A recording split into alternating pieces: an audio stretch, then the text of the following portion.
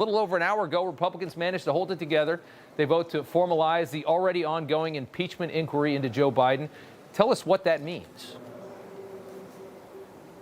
That means we have a lot more standing in court when we go to court to get people to comply with our subpoenas. We also have a lot of information requested from various administrative agencies and offices. They have obstructed our investigation. They have not complied with our request. And this gives us a greater standing in court. So we expect to get information quicker. We expect to depose people quicker now. So this was a very positive step forward in our investigation. Yeah, I'd love to hear that. What did you make of Hunter's performance today and just your update there?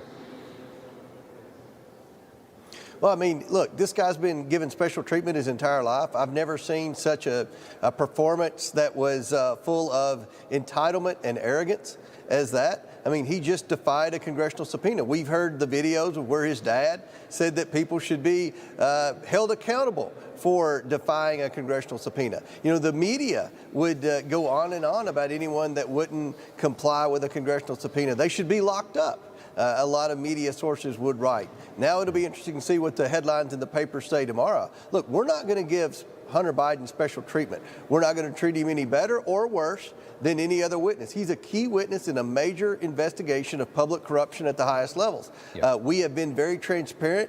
We've been very meticulous in this investigation. We're now in the deposition phase. We gave him a lawful subpoena, and we expect him to come before the House Oversight Committee and be deposed. He does not want to do that, and he got, like I said, he got a pretty big gift as far as these charges, and I want to talk about that for a second. Last week, you joined Jake Tapper on CNN, an interview that really irritated me. You alleged something that I feel is pretty obvious, that the federal tax charges against Hunter Biden, coming just days before he was scheduled to be deposed, are very likely a political maneuver to give Hunter cover so he doesn't have to lie under oath when he's asked about the influence peddling scheme and how involved Joe Biden really was. It's very obvious when you think about how the DOJ really works, especially when it comes to the Bidens, when you think about what the whistleblowers have told us. Here is how that went when you talked to Jake Tapper about it, though. And my concern is that Weiss may have indicted Hunter Biden to protect him from having to be deposed. Yes. In the House Oversight Committee on Wednesday. He indicted him to protect him. Yes.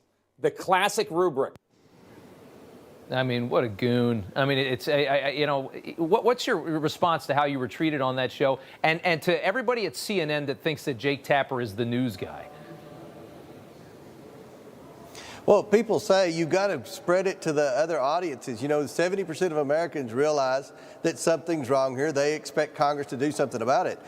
Many people have a theory that the reason that 30% still are undecided is because they only get their news from CNN and other media outlets, and they say, you should go on there occasionally, so I try, and you see how it ends up. I mean, Jake Tapper knows what's going on, and he's playing to a liberal base. You know, it's unfortunate because when I grew up, I felt like CNN reported the news. Now they have biased, liberal, left-wing activists trying to indoctrinate their very shallow viewer base out there. But again, I've tried to be transparent. When I launched this investigation, I said I would be transparent with the media. We've tried. You saw I tried that there. Everyone knows that if you're going to indict Hunter Biden, the most obvious indictment is the violation of Foreign Agent Registration Act. The reason he wasn't indicted, in my opinion, Rob, is because you could trace that directly back to Joe Biden. The two things he's been indicted on, lying on a gun application and tax evasion on his W-2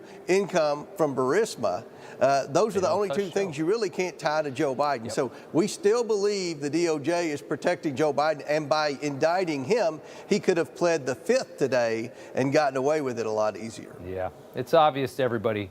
Jake Tapper just thinks his audience is too stupid to realize it. That's what Jake Tapper really thinks. Congressman Comer, we appreciate you coming on, sir. Thank you.